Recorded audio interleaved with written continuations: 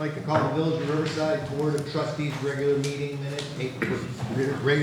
for Thursday, April 20th, 2023 to order. Please stand for the Pledge of Allegiance. To the flag of the United States of America and to the republic for which it stands, one nation, under God, indivisible, with liberty and justice for all. Thank you. Ethan, if you would please call the roll. President Ballerin. Here. Trustee Evans. Trustee Pollock. Here. Trustee Clarity. Here. Trustee Marshazga. Here. Trustee Hannon. Here. Trustee Gallegos. Here. Manager Francis. Here. Attorney Mars. Here. Also present Clerk Soul. Thank you. First on the agenda tonight is the President's Report. I have two things. First, I'll be quick. The last 2 days, I was fortunate enough to be down in Springfield and was able to talk to our representatives and our senators about our lead service lines and the issues that we have, especially in Riverside. And they all agreed that Riverside is unique. So they promised help. How that help will come, we have yet to know, but at least we're on the radar. So I think it was a worthwhile trip. Second thing is rail safety presentation by the BNSF Railways. As to recent events related to train derailments, the village requested that the BNSF attend a board meeting to discuss rail safety. I would like to welcome and thank Peter Scozzi from BNSF for taking the time to meet with the village this evening. Mr. Scozzi. Hey, thank you, everybody. Good evening. That's good enough, loud and clear? Perfect. All right. Sorry, sir, I'm talking right into your ear. No, it's all good. So, yeah, thank you for having me here tonight. I know that this issue of rail safety and what we've seen a lot lately in the media in terms of derailments, the unfortunate incidents over in Ohio, have sparked a lot of concerns about rail. I'd like to share with you some of the facts and figures about rail safety. I believe, and I hope at the end of this evening you'll agree that shipping anything by rail is still the safest way to move anything over land. And I'll share with you a little bit about the stats, a little bit about what we're doing to make rail safe, specifically here in Riverside, but everywhere across our network.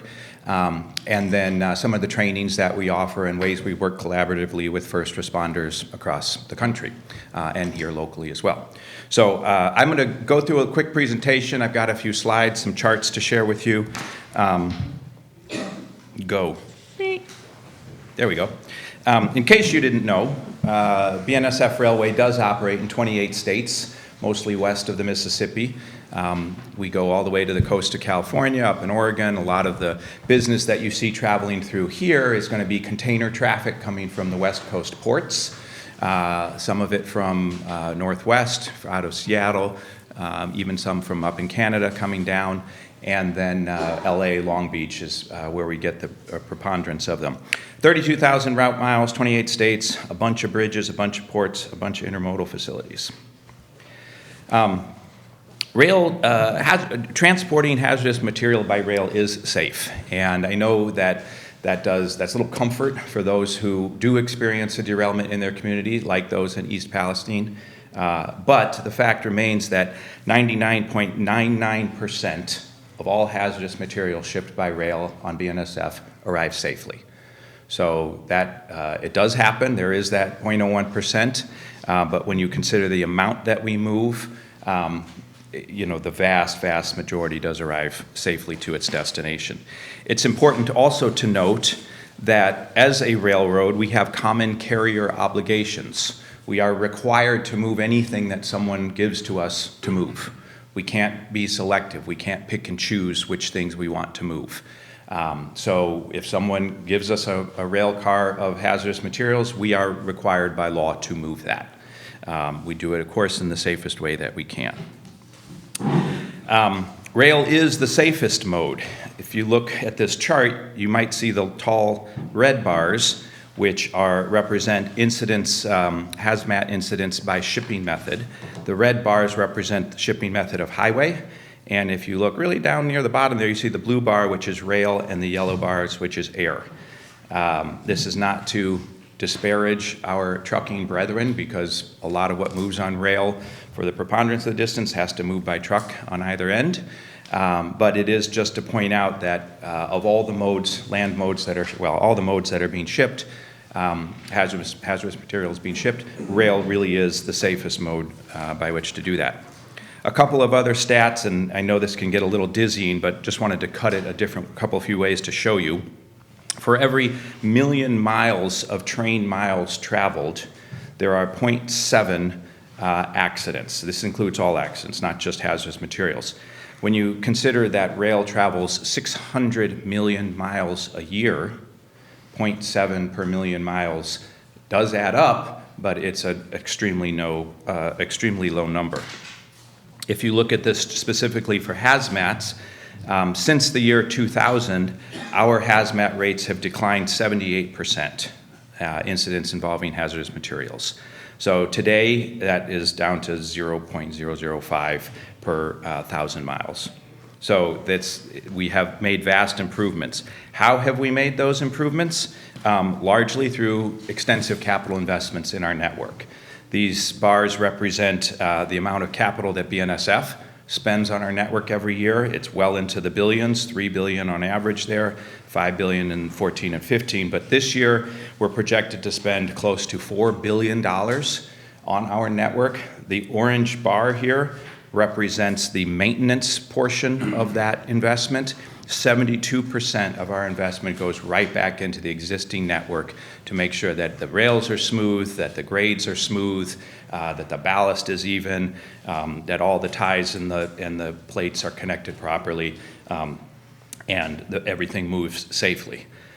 There are a number of ways, in addition to the dollars that we spend, that we monitor the outcomes of that. And we do have equipment detection technology throughout the network. These little dots represent all sorts of technological sensors that we have. We have acoustic bearing detectors that can actually determine if the sound the bearings in the wheel are making are not normal.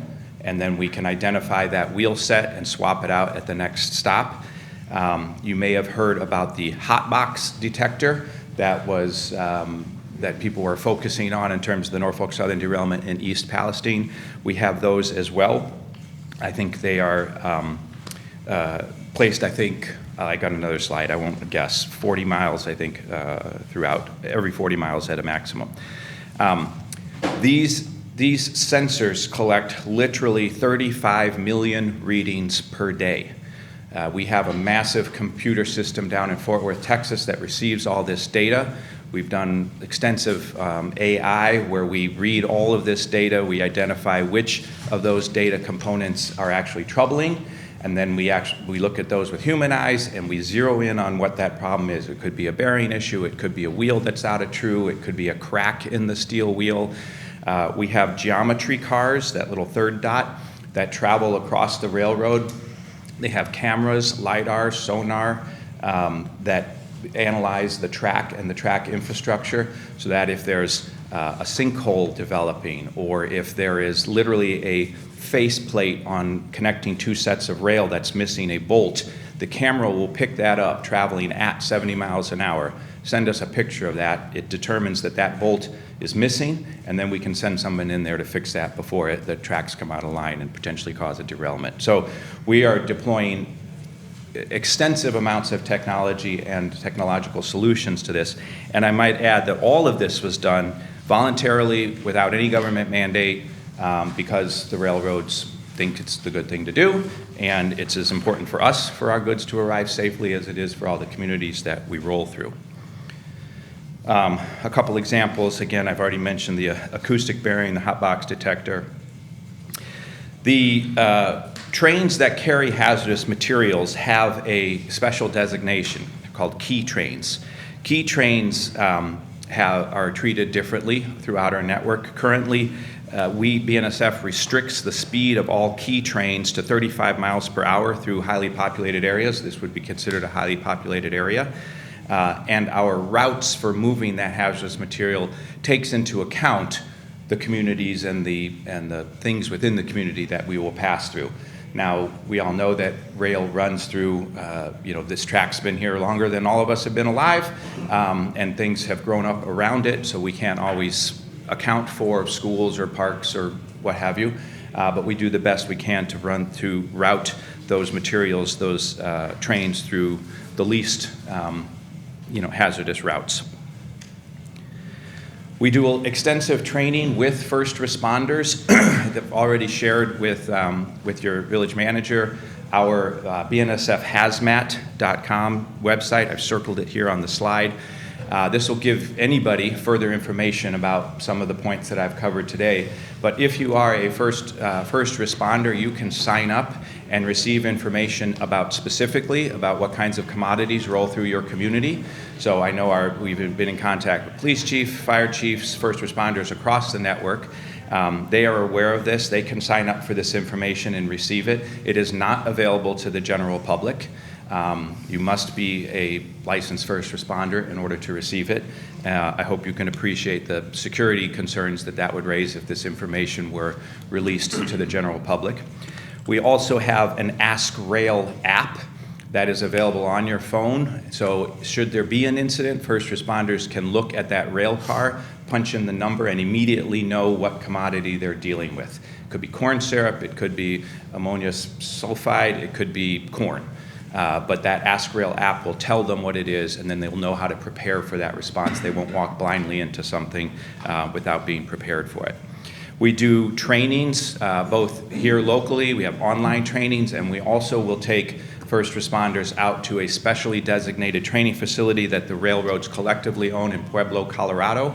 It's called CERTC, I forget what it stands for, where we actually simulate rail derailments with hazardous materials, and they fight fires, and they learn exactly how to extinguish fires from of different sources. So the level of training that we do is extensive. If any first responder, if anyone knows first responders that aren't receiving this or haven't had access to this, let me know. I can put them direct in contact with our hazmat people, and we can make sure that they at least sign up for the Ask Rail and get access to training should they wish. There's my first responder training. If an incident occurs, it is our responsibility to clean up and remediate the site and put it back to the way it was.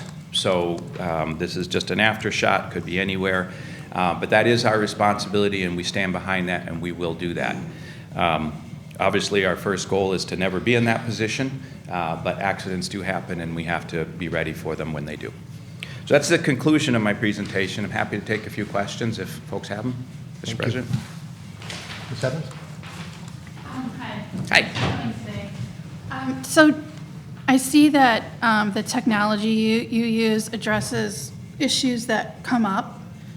Do you do any kind of like regional risk assessment to see where there might be areas that need more help along the train line? What kind of risk assessment do you do to be more proactive? Are we talking about perhaps people who might be causing that risk, or? It could be anything. Yes, that would well, we create do. risk for the train I'm operations. joined by one of our resource protection officers today, and he could speak to this as well. But we do, we are very tied into Homeland Security and other emergency response management, government entities, and we monitor social media sites. We monitor that for chatter in terms of any potential, dare I say the word, terrorist activities. We are aware of theft rings that often target rail cars for the commodities that they carry, and we work in conjunction again with local law enforcement to try to combat that and put a lid on it. So yes, there are additional risk assessments, if you will, dealing with the communities through which we roll.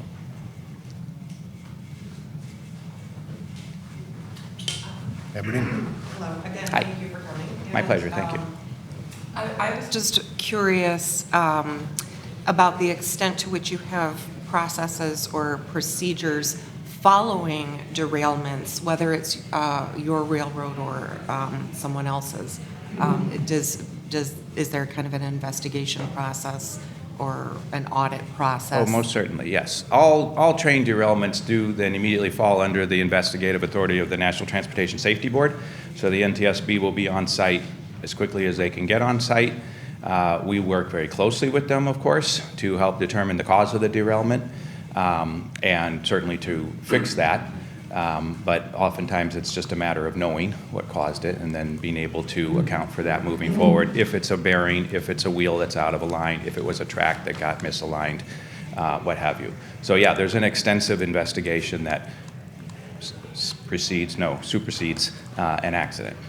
Okay. Yes. Yeah, because it was just, in the case of the East Palestine derailment, I understand that the hot boxes involved there were entirely in compliance with federal standards, and yet the derailment still occurred. So I was just wondering, you know, if that is identified, obviously there is a gap or a disconnect in what is truly necessary for Sure. rail safety.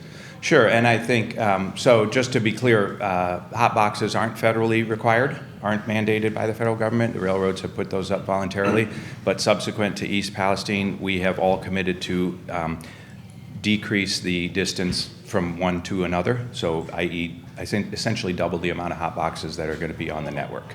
So we will be putting some more on. Norfolk Southern certainly will be.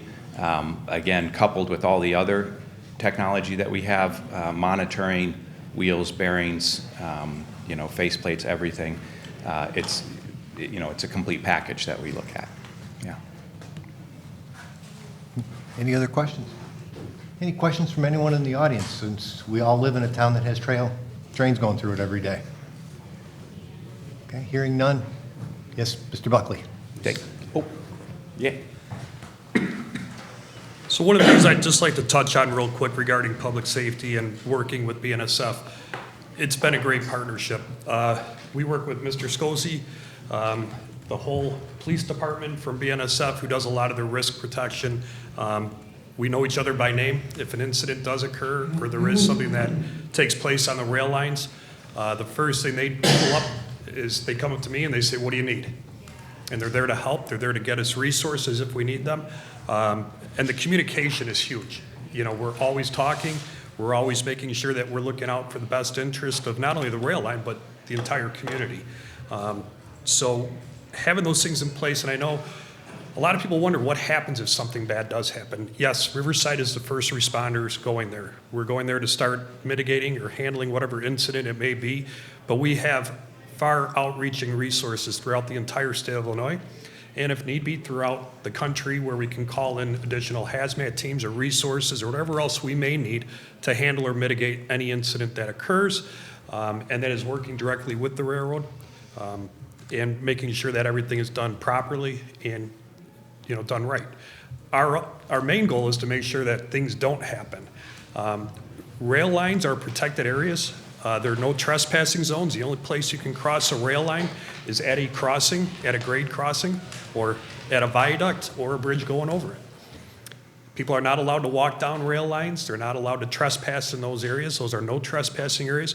We work with BNSF to enforce those rules for good reason. We don't want people out there on the tracks where they shouldn't be. They're not safe areas for people to be congregating or walking or hanging out. So we try to enforce that with the railroad to make sure that we don't have anything happening within Riverside. So does anybody have any questions for me on part of public safety? Thank you, Matt. Thank you. Very much. We appreciate it. Thank you, Mr. Scosi. We appreciate you coming in. It's great information for our residents to have, so thank you. Thank you so much. We move on to the manager's report. Ms. Francis? Thank you. I just have one item this evening. It's kind of all-encompassing.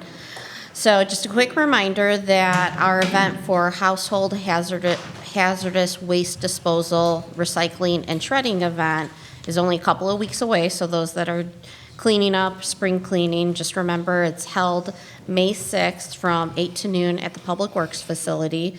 I want to thank Public Works for coordinating the event with Flood Brothers. This event is for Riverside residents only. On the same topic related to waste, I want to remind residents that you can commingle your compost with your yard waste. While we do not have year-round composting program, we have a program that is offered during the months of yard waste pickup, and there's no additional cost to residents. And finally, currently there is compost and mulch at Public Works available to residents free. Go there, pick it up, pick up as much as you would like.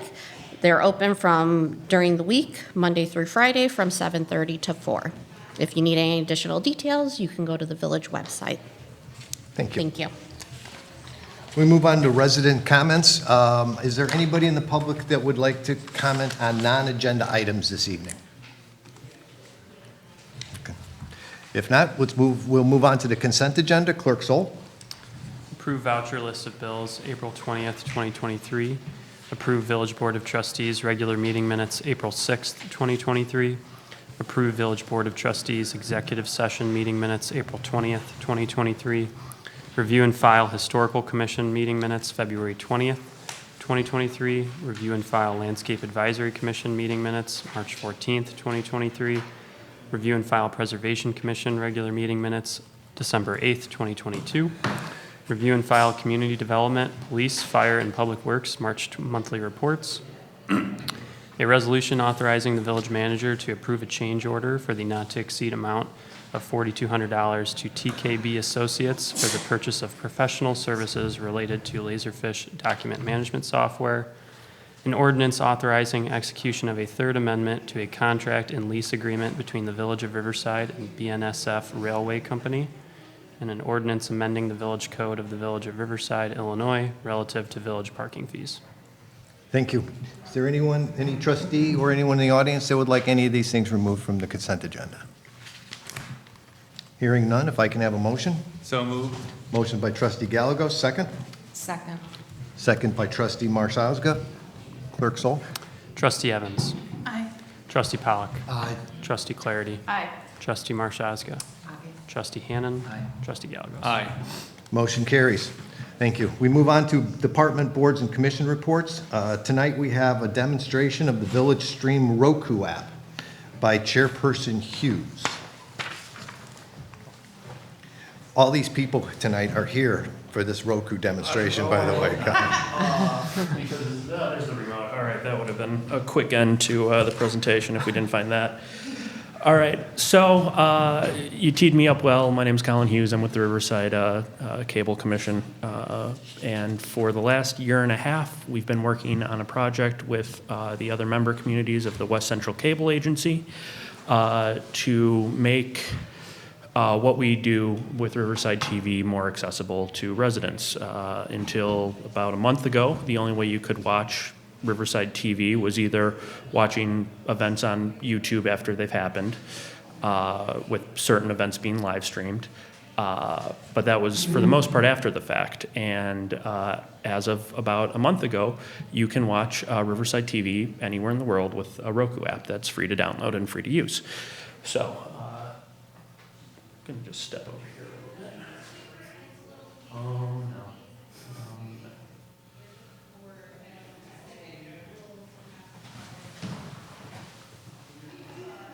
There we go. All right. So we'll take you through the process of adding it real quick.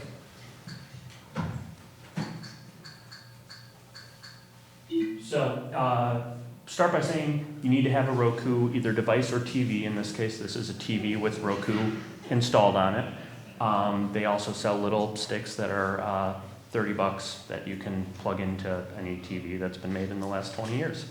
So we picked Roku because it was the quickest and cheapest way for us to reach the most amount of people and then give the most amount of people a cheap way to watch it. It's a lot cheaper than a monthly Comcast bill, for instance. So to get it, what you'll do is you'll open up the channel viewer on Roku and just type in Village Stream, which is the name of the app. You only need a few of the letters. So I'm going to mute it because if I don't, bad things will happen when we play it out.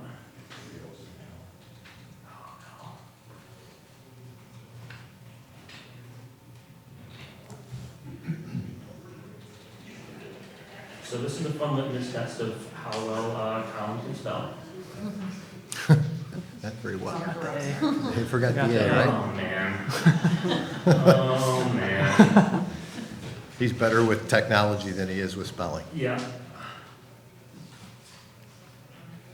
There it is. We can all be put out of our misery now. So right there, Village Stream, Your Village on Demand. Go to channel. If you didn't have it installed, it would ask you to install it. And very quickly, you'll see some of the offerings that it has. In addition to a bunch of stuff from Riverside, you can watch Riverside TV live. You can also watch RBTV live. And we plan on bringing the other communities, Western Springs, LaGrange Park, and Indian Head, online in the next few months. This is muted, so I can do this. So this is our live stream. You click it, and oh hey, look, there's me trying to stop the screen. Oh man, wow, that's awesome.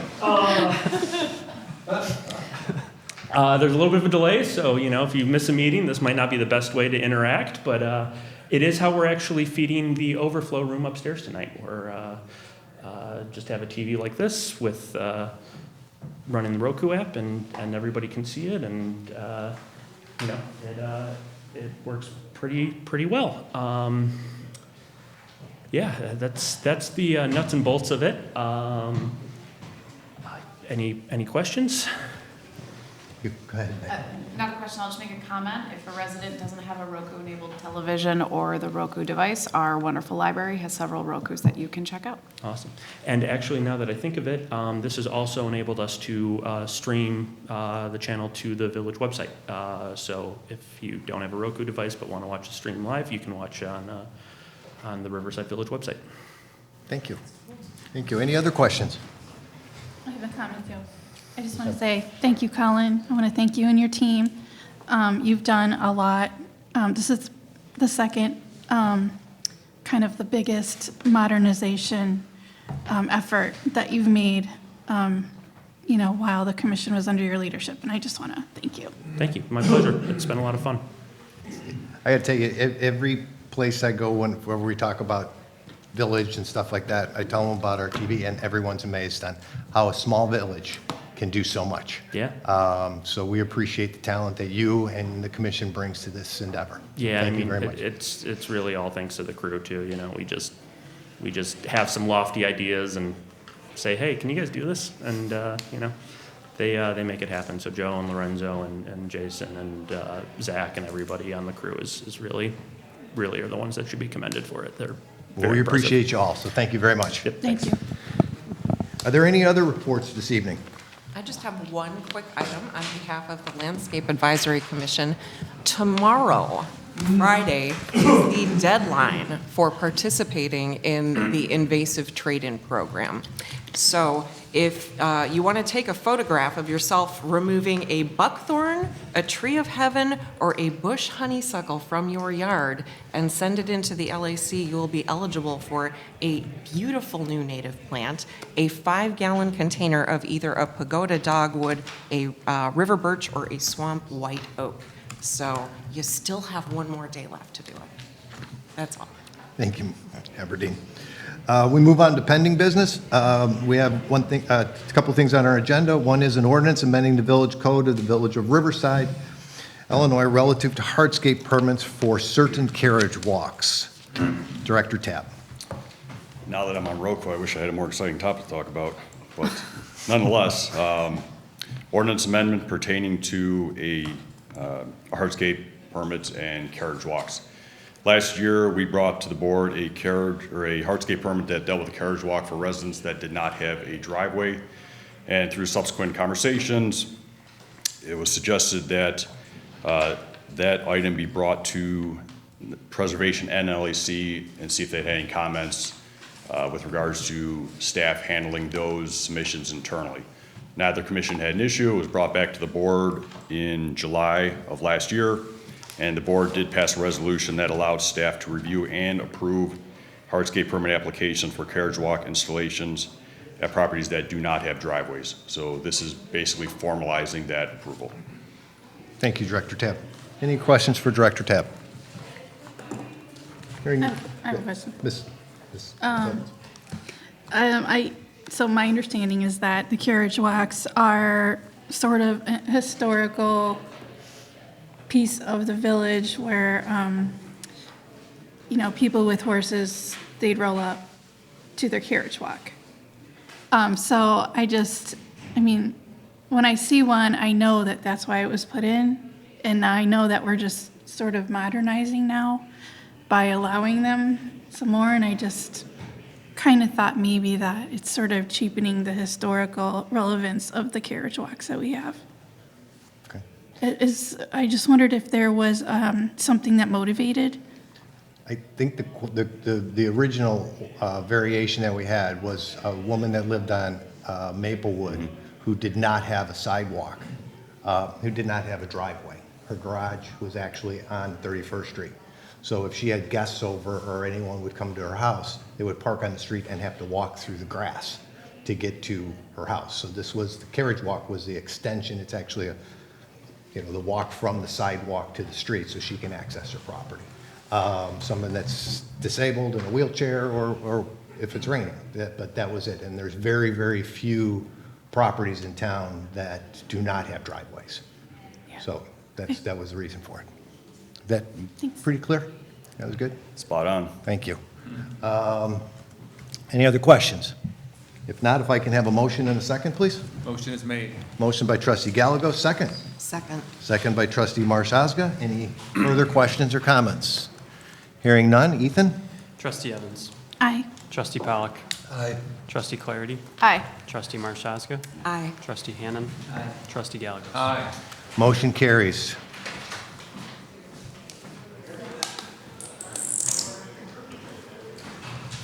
We will wait till everyone comes in. Next thing on our agenda tonight is an ordinance approving variations related to the redevelopment of the parking and play area at Central Hauser School at 61 Woodside Road, Riverside School District 96. Before we start, I would just like to make a statement. So before I ask Planner Siren to present this item, I want to note some misinformation that has circulated as the village has received numerous emails related to this incorrect information. It was incorrectly represented by the district that the village board was looking to remove approximately 4,000 square feet of play space, with this statement being made about the original plan that was presented at the last meeting. If not approved, this would take away 4,000 square feet of much-needed outdoor space for play and curriculum. This is a significant loss of space. I would like to reference the board packet, page 115, second paragraph, where within the district architect notes that the space in question is approximately 865 square feet. While this is still considerable amount of space, it is very different from 4,000 square feet that was shared with Central's families. What the school district and parents of D96 must realize is we first saw this incomplete site plan and had only our first discussion regarding this request on April 6th. I believe that if you would read pages 113 through 117 in our packet, DLA Architect's summary of village board requests and their answers, you would better understand the board's motivation for asking for further clarification. The village board has the responsibility and the duty to do the due diligence, which includes soliciting and considering the impact of these requests on neighbors and evaluate how that impact can be mitigated if the zoning relief is approved. This is not the first time that the school district has come before the board over the past several years, and it will not be the last. The village board and the school district are partners, and we serve the community as a whole. While our roles are different, ultimately the goal of creating a better community is in alignment.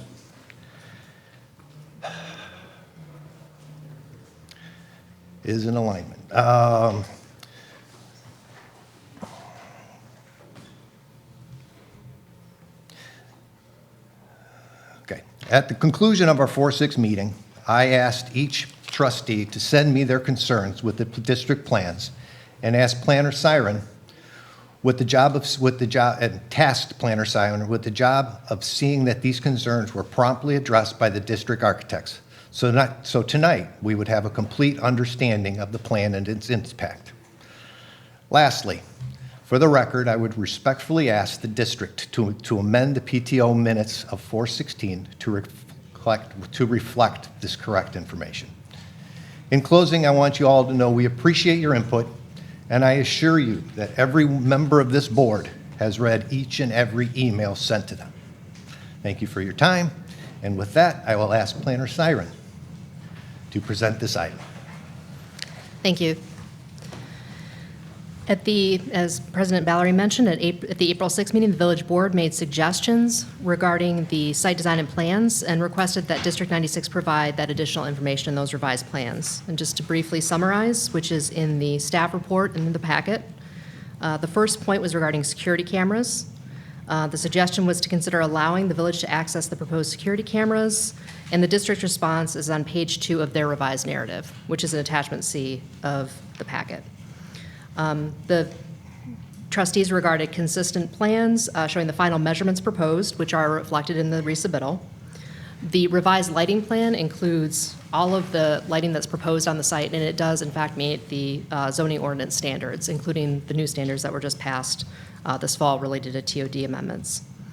All references to a synthetic field surface were removed from the plans in the narrative. The district's response regarding the location of the fence and the size of the recreation field, as well as the reconfiguration of the planters, is in their resubmittal and their revised narrative. And finally, there was a suggestion to use native species in the parkway. All of the plants that are proposed in the parkway and the revised landscape plan are native species. So with that summary, I'll turn it over to Ryan and District 96 to give their presentation. Thank you.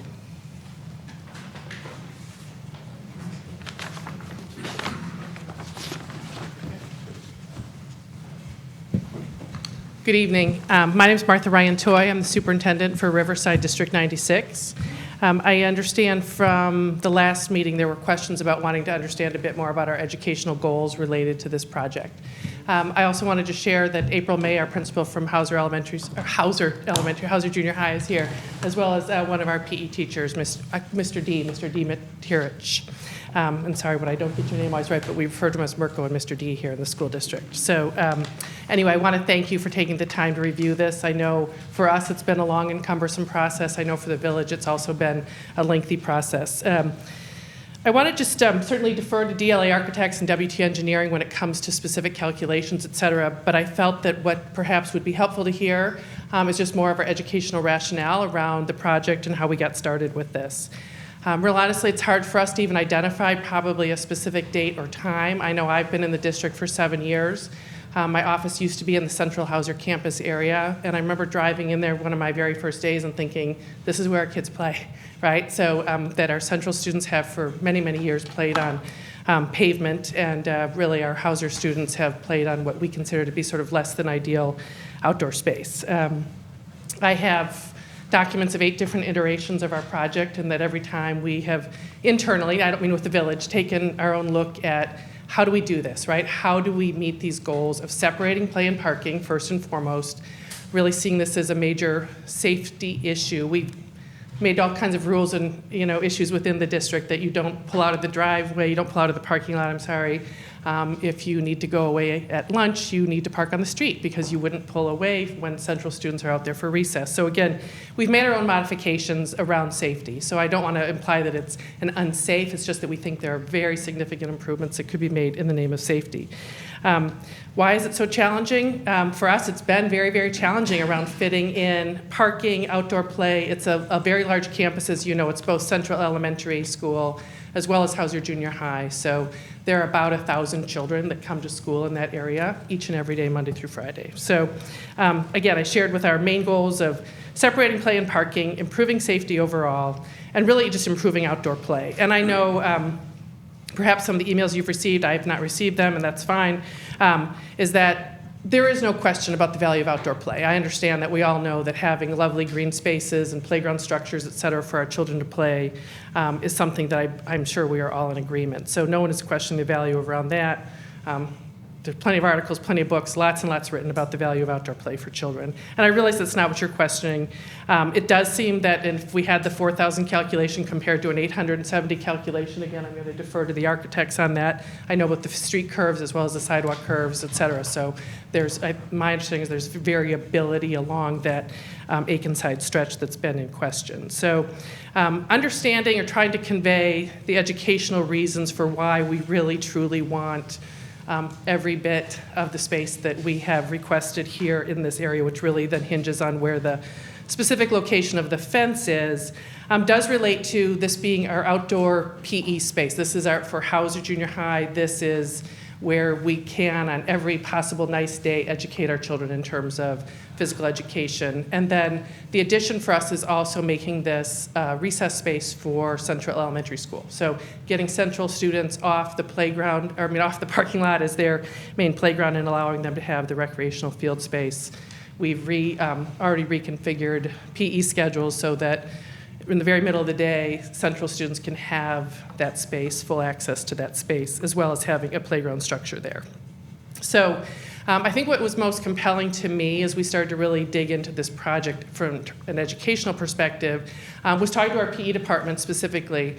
And what they really shared with me were all the things that they choose not to do, because of space. So they've talked about they've really put probably a more primary focus on fitness, nothing wrong with fitness, more than recreational sports games, athletic activities, social games, because they've shared they can't play lacrosse, right? And we may never get to a lacrosse, be able to play a modified lacrosse game. They don't play ultimate frisbee. They're careful when they play football. So again, they started describing the kinds of things that without the flexibility and the full space, and granted for us, something we're working on is making sure it is well-drained, highly usable, level, field space. So there's a number of reasons why they keep modifying what it is they teach in PE. So the other thing, I know it happened to be a beautiful day when I was outside talking to the PE department 2 weeks ago, whenever we had that really nice 80-degree week. About 120 students came out from the English Language Arts class. It's been, for those of you that might have children in the system or have had children through the system, it's been our state testing weeks where children spend a lot of time, more than we would like, but it's our reality, right, that they spend a lot of time testing. It was a beautiful day. The teacher said, let's give the kids a break. Let's take them outside. It's beautiful weather. 120 students just spread out, right? And you can imagine what it looks like. They were playing tag. They were playing kickball. They were just sitting down and chatting with their friends. So you realize that children will use every inch of space that we give them in that outdoor area. Our PE teachers will use every inch of square footage and space that we are able to provide them in that area. So again, it is for children, it's an enhanced outdoor opportunity. For our staff, it really does improve safety. I know in talking to the PE department, they also are very clear that they are just constantly monitoring. And so having the extra fencing, et cetera, I think they're going to have children in a more enclosed in an area that feels safer and allow them to even focus more on the student interactions, the curriculum that they're teaching. We'll always be focused on safety, so I don't mean they'll turn their minds not to that, but it does give them some peace of mind, quite literally, as well as having the extra space. It's really hard. It's hard to find a standard of care, a standard of practice around a recreational play field for 600 middle schoolers, 400 elementary school students. I know even Mr. D said he was looking it up. We find some things from different states. I know our architect has some information in the packet from the Department of Defense schools. So Department of Defense having their federal funding, I think they've done some more evidence-based practices around this and have some quantifiable information. We're probably at about half of what a Department of Defense school would recommend as a sort of optimal outdoor learning space. We're in Riverside, we're in beautiful area, but our schools are very landlocked. That's just our reality. So we're not asking for whatever it was that you see in the Department of Defense schools. We know that's not a reality, but again, it sort of adds to sort of our request that we really make sure that we take full advantage of every bit of space that we may be able to be provided here. So I know there have been some questions about security. I don't know if you want me to sort of elaborate on that in any more detail. I know that was in the packet. I just think it's worth noting that the district is engaging in a full security camera review process, that we are not in a position right now. We don't have security cameras on outdoor light poles and that kind of thing that was sort of inferred or referred to. So kind of two things going on there. One is wanting certainly to partner. Matt Buckley sitting here, Matt and I talk a lot. I just really absolutely appreciate the public safety partnership that we have with the Village of Riverside. I think it is outstanding. So I thank you for that. We would not want to do anything that hurts that partnership in any way, and if we can look to enhance that partnership, that's always our goal as well. But I do want you to know that our system is a bit antiquated currently, and we're looking to make improvements. So future agreements, future decision-making, I think would just have to be just that, it would have to be more into the future.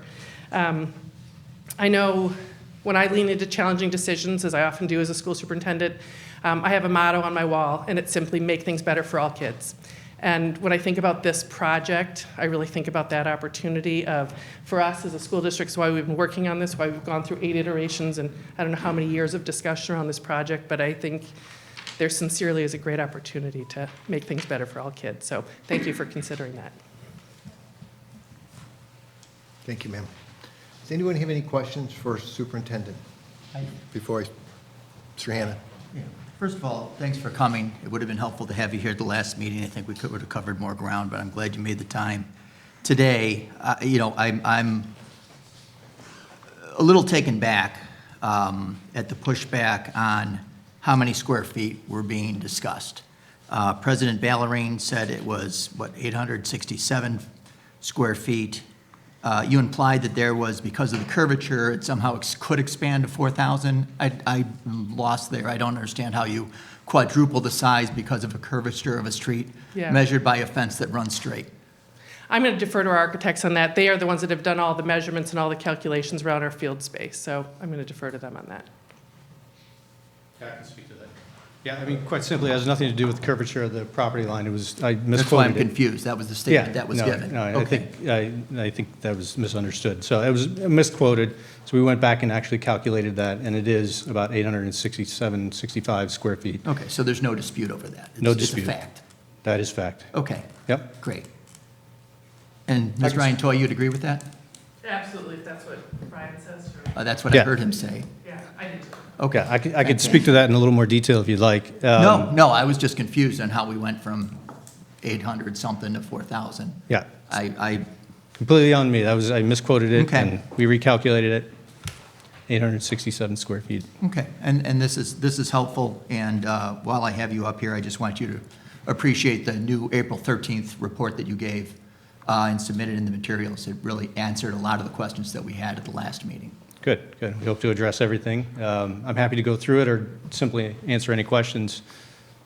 You know, if you would, I referred to it in my statement, so if you could refer to the answers that the questions that we gave and the answers. I mean, there's a lot of people in the audience, probably a lot of people at home that are listening, so I think it's good for everyone to understand where we are coming from and where we got to. Sure, absolutely. So at our last meeting on April 6th, we took away several clarifications there. I think there were questions about one, security, which I think Dr. Martha Ryan Toy already addressed.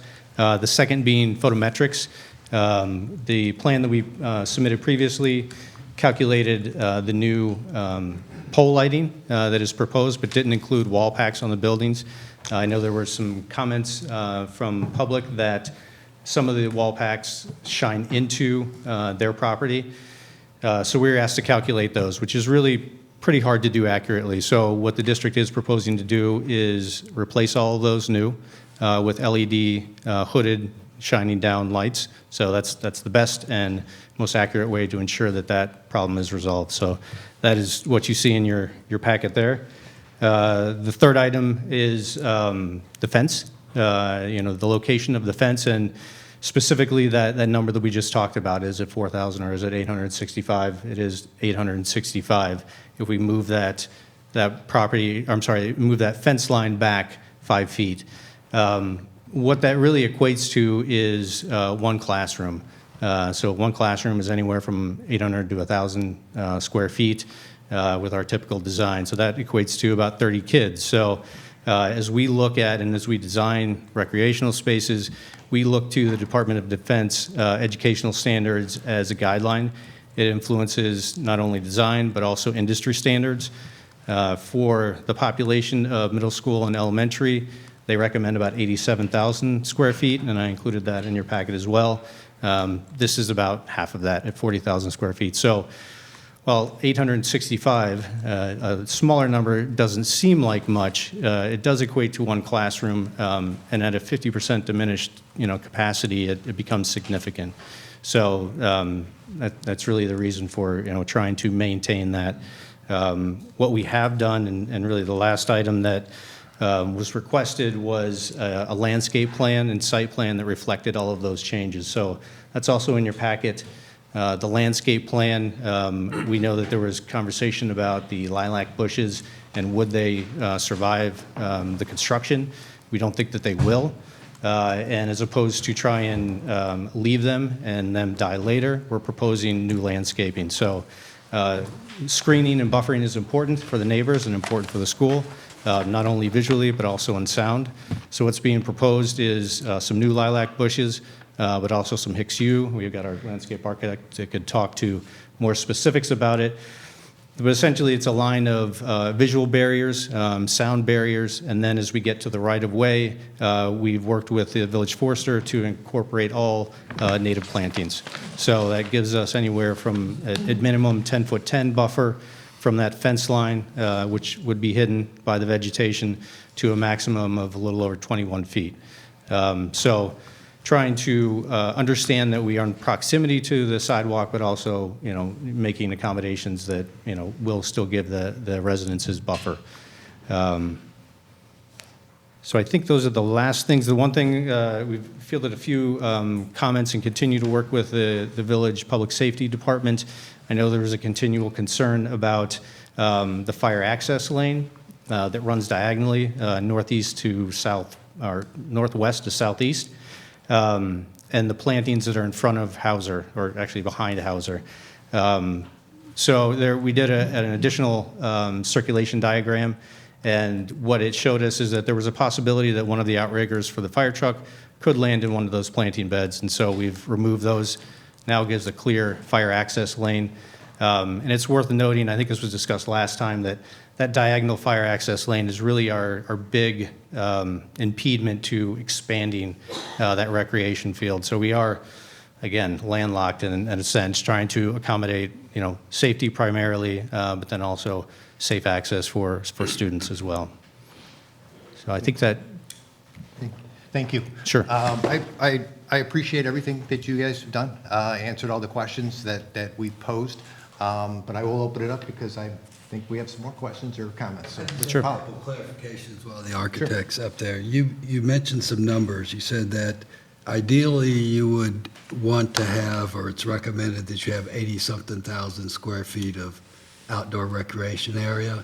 Correct. And you actually have 40,000 something. Mm-hmm.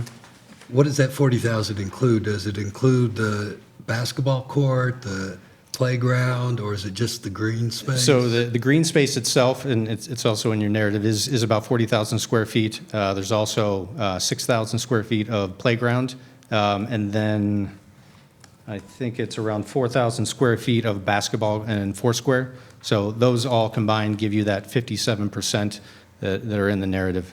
So you have 50,000 square feet of outdoor recreation Correct. area, approximately. Correct. Are you abandoning the stuff in front of the building? No, that will remain. So how much square feet is that? That is about 2,000 square feet, so maybe we're at 58%. So that's the outdoor classroom in front of Hauser, and the existing playground is about 2,000? Well, I would include the existing playground, which is focused on younger age kids. But yeah, that is. Okay, so all told, you have 50 to 56,000 square feet of outdoor recreation area. Sure. Which is still short. Still short. I just yeah. wanted to be clear on what we were talking about. No, that is clear. That's a good point. Any other questions from any of the trustees? Ms. Marszewska. Yes, I have a question. Given that we're talking about the possibility of, balancing so many different competing factors here, I think overall this is a very good plan. I think, if you would consider possibly either eliminating or reducing the size of the sidewalk that runs along it's called a new pedestrian walkway that runs along the northern side of the recreation field, adjacent to the homes that are on the other side. That is, I believe, 5 feet wide and runs the entire length of the recreation field. And then there's another walkway that runs 5 feet wide in between the recreation field and the new playground area that's fenced off. You could either shift to the north or shift to the, what is that, the south? West. No, wait, that's the west. That's the west, Either yeah. the north or the west, or a combination thereof, and achieve more green space, Sure. which you could then use to offset the 865 It's a square good feet. point and a valid question, and I will tell you that we've looked at a lot of iterations of this. The thing that we want to, a couple of things that I'll talk about the the east-west sidewalk that runs along the houses. One thing that does is we wanted to create safe passage into the site and through the site at multiple points. When I say safe passage, I mean students and bikers that are coming to school aren't necessarily always going to come through that middle lane. If we don't create other pedestrian pathways, then they have the opportunity to come through the sidewalk, come through the parking lot. And so it was very intentional for safety reasons that we wanted to have one primary pedestrian path at the middle, but then also one at the north and the south, because we know that there are kids that come from those neighborhoods in either direction. The other thing I would say about that, both sidewalks, is it is necessary to have a buffer. So if we stretch that green space all the way to the fence, it's really not a safe condition. We usually like to have at least about 5 feet, which you'll see to the fence as well, between a recreation field and any sort of barrier. So it has a couple of different purposes. So I guess that's what I would say about that. So we feel for safety reasons that it's necessary. Okay, because I guess my interpretation of your safety concerns were that you needed the wrought iron fence along the length of the Akenside side for safety, to keep people from leaving the recreation area and going out to Akenside, Yep. and to keep people from coming in off Akenside into the recreation area. But there's that gap where that sidewalk is, and so then I thought from the safety perspective, people can still get in and out that way, so it Yeah, I mean, the rather, fence, yeah, I the mean- fence's purpose is really to, keep kids from going into the street. The 5-foot sidewalk, if you will, is to keep a lane, if you will, of 5 feet where the recreation field stops. So we wouldn't stretch it all the way to the fence. It just wouldn't be a safe condition to have kids running that distance toward a fence. Is that clear? Thank you. Any other questions from any trustees? Yes, Mr. Hannan. Yeah, just so I'm clear, when we were here 2 weeks ago, my understanding of the proposed plan is that along that fence line, there were going to be a use of arborvitaes as a blocking.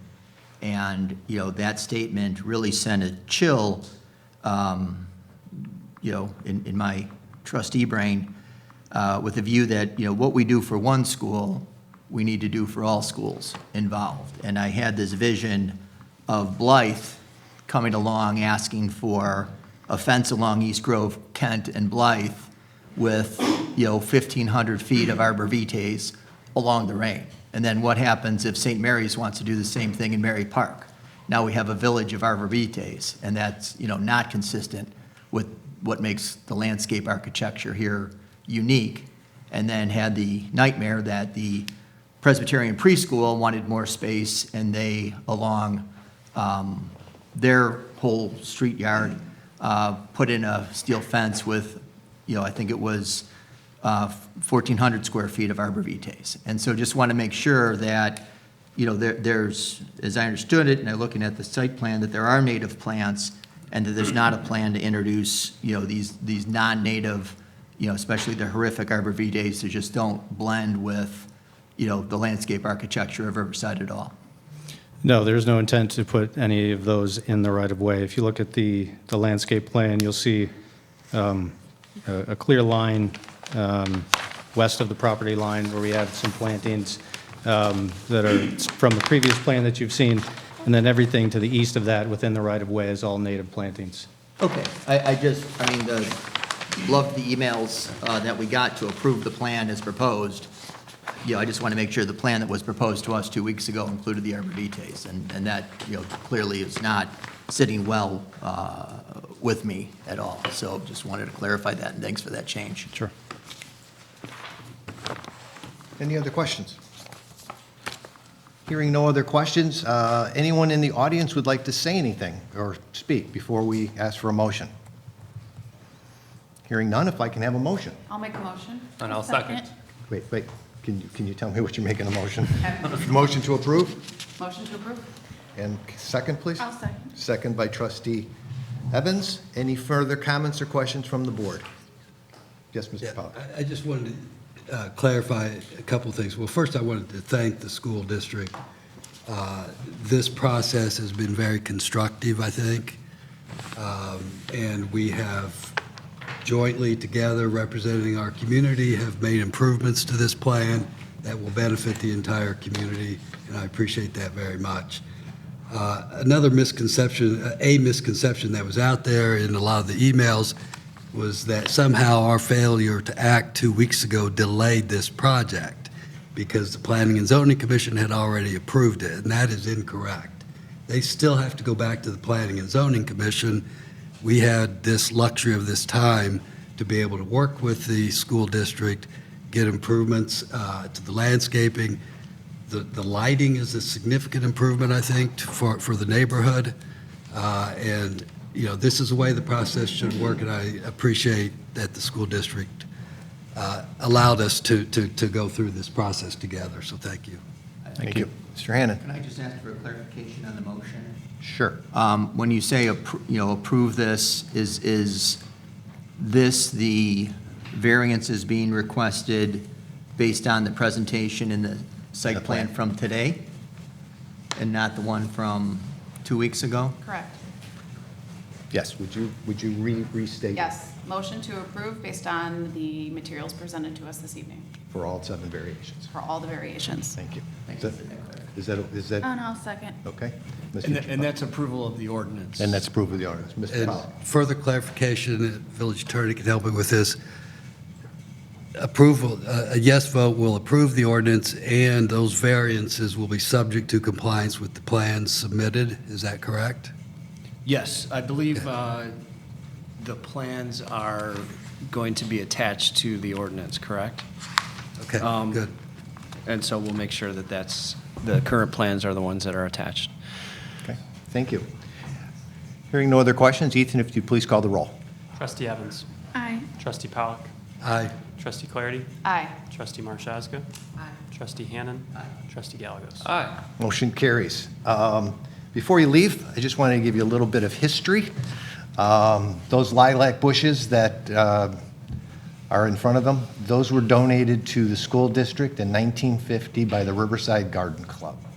So I know that they're 70-something, 73 years old. And they've served the district very well, and I know the Garden Club was very proud to do that, so thank you. They've got an active Roots and Shoots group at Hauser, so they hope to carry on that tradition with the new plantings. Thank you. Thank Thanks. you very much.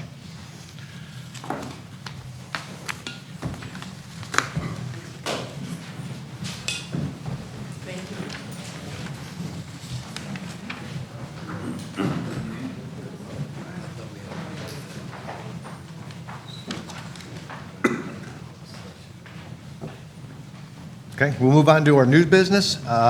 We have an ordinance amending section 10-2-2-4, site plan review of the Village of Riverside zoning ordinance related to site plan reviews.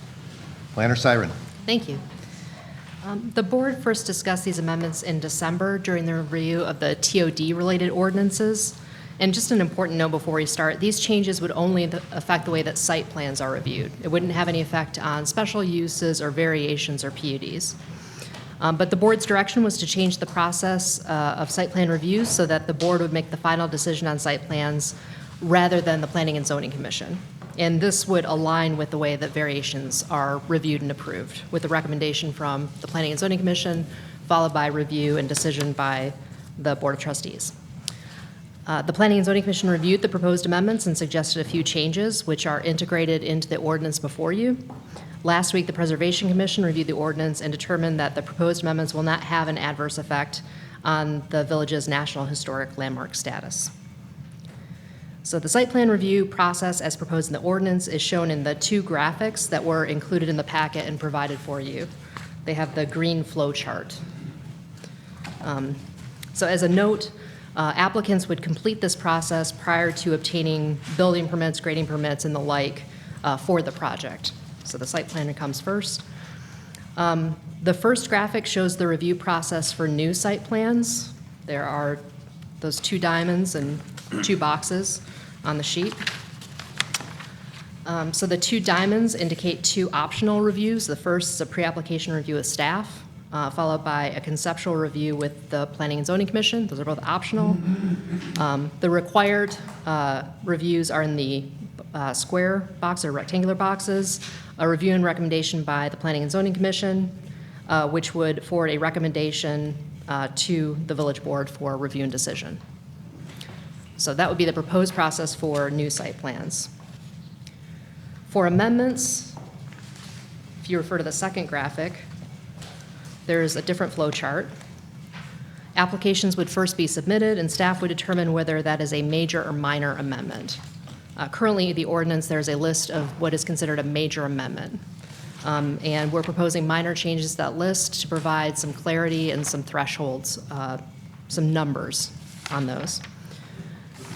If it is a minor amendment, that goes to the zoning administrator, who can approve with conditions to which the applicant has accepted or denied the application. That's the final decision. As proposed, for major amendments, the application would go to before the village board. And the village board could do one of two things.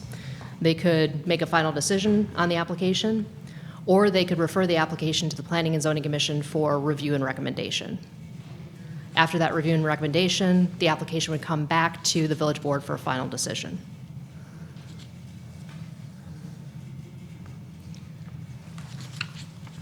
So that is a summary of the substantive changes that are being proposed in the ordinance, and I'd be happy to answer any questions that you might have. Is there any questions from any of the trustees? You good? Mr. Pollack? My only question really is for the board.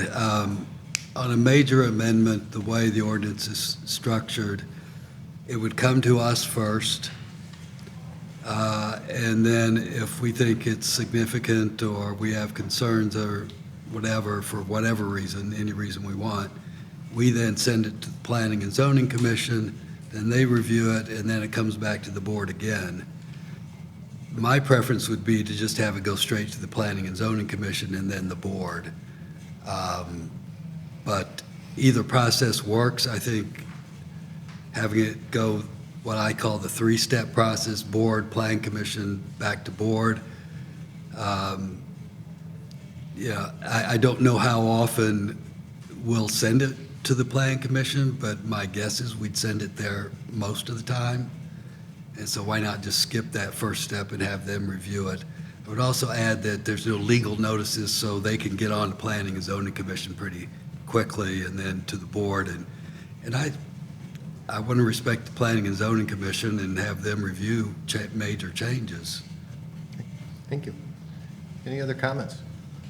Yes, Mr. Hannon. I just have a question on the changes that are listed in the red under Article 5.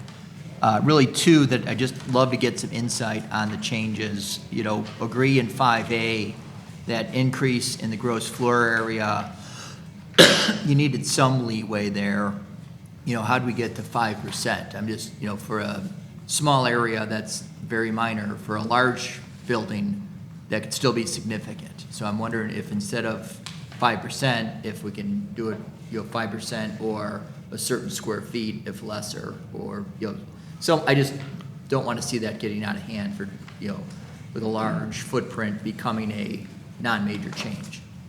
Sure. Don't know what the answer is, but just a thought. Sure, I take your point. Okay, and then the second is in G. Looks like the language regarding, excuse me, change in excess of 3 feet, and you struck the location of walkways, vehicle circulation, parking areas, and just say excess of 3 feet of exterior building or structure walls. You know, if we are changing walkways or, you know, more importantly, parking areas and vehicle circulation, you know, beyond some de minimis amount, I think that should be a trigger as well, even if we're not moving, you know, a wall, if they're, you know, reconfiguring things. You know, maybe an and/or, I just don't know. I just feel like there's a gap there. Sure. So the original recommendation was to leave that language in and have the 3 feet apply to all of those. At Planning and Zoning Commission, they suggested that maybe having a 5 feet change in location of the walkways, vehicular circulation ways, and parking areas made more sense. Oh, that's below. So we broke that Okay. out into Part H. Got that. I missed that part. Perfect. Satisfied. Thank you. Mr. Mars? And as to your first point, Trustee Hannon, one of the things I wanted to point out, it's hard in this list to capture everything, right, that may want to consider minor or major. But one of the things that is built in here is the zoning administrator for these minor changes has the ability, if she is uncomfortable approving something or making a decision on a particular thing that falls within this minor request, she can, in her discretion, send it, declare it to be something that she wants to go through the process anyways. So in a larger building that was in excess of, you know, if it's 4.9, increasing by 4.9%, the gross floor area, and that seemed like a lot because of the size of the building, she has that discretion. And that's not to say I don't have any issue with your proposal either. We just need to figure out the number. Thank you for that clarity. I mean, the only comment I have is I agree with Doug, and I thought we were always going to run majors through PZC just to have a second set of eyes on it. I mean, I look at the D96 as a great example. It went to PZC, it came to us. We got to look, you know, we got to look at it with their suggestions. They've obviously made very good suggestions, and it helped us formulate some of our final ideas. So I think that's a good suggestion, and I would hope we'd all, you know, agree with that or think that that's a worthwhile change. Okay, there's enough nods to say yes, so we can make that change? Yeah, I actually started to try to rewrite it, but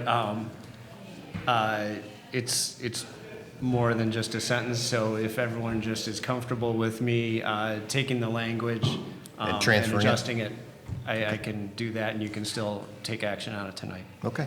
With that change, if I can have a motion and a second. Motion made. Motion by trustee Gallegos, second? Second. Second by trustee Pollock. Any further discussion? Just one comment. Please. I appreciate that tonight's consideration of the variances for the school district. I very much appreciate what the Planning and Zoning Commission was trying to do to expedite the process by splitting up and allowing the variances to proceed to the board before they approve the site plan. But just as a matter of policy, it's generally my preference that they finish their work before they send it to us. We have had that conversation. Okay, so it doesn't mean any ordinance changes or anything, but, and again, I really do appreciate planning and zoning. I know their heart was in the right place, but in the future, that would be my preference. Yes.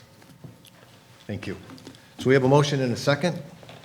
No further questions or comments? Ethan, if you'd please call the roll. Trustee Evans. Aye. Trustee Pollock. Aye. Trustee Clarity. Aye. Trustee Marshazga. Aye. Trustee Hannan. Aye. Trustee Gallagher. Aye. Motion carries. We move on to trustee reports and cross-community collaborations. Do any trustees have a report for this evening? Trustee Marshazga. I do. A couple different things. Actually, did you know that this week is National Volunteer Week? It is. And so I just want to take a moment to thank all of the hundreds of people that volunteer within this Village for Things, ranging from those who serve on our commissions to those who are involved with the schools and the Olmsted Society and the juniors and Friends of the Library and River Rats and just everyone who gives of their time and their talents.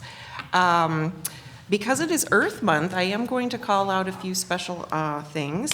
Last weekend was the RB Village of Riverside and Floss Day of Service, where over 100 people came out to beautify our parks.